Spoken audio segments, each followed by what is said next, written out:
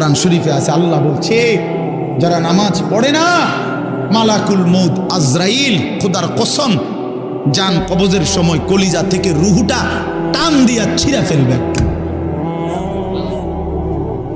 টান দিয়া ছিঁড়া ফেলবে। কাল্লা ইযা বালাগাতিত তারাকি, কণ্ঠনালীর কাছে চলে আসবে, তখন রুহুটা কণ্ঠনালীর থেকে আর বের হতে চাইবে না।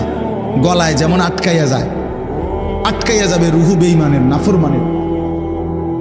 তো ফেরেশতা আল্লাহর নবী বলেন মালাকুল মউত আজরাইল টাইনা হেসরাইয়া ছিঁড়া ছিন্ন ভিন্ন করে রুহুটা টেনে বের করবে।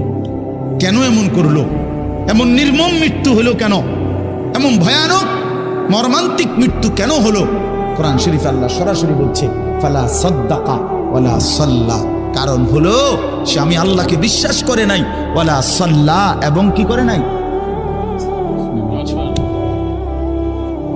এবং কি করে নাই, সরাসরি আল্লাহ বলছে তোর কলজা ছিড়ালাম,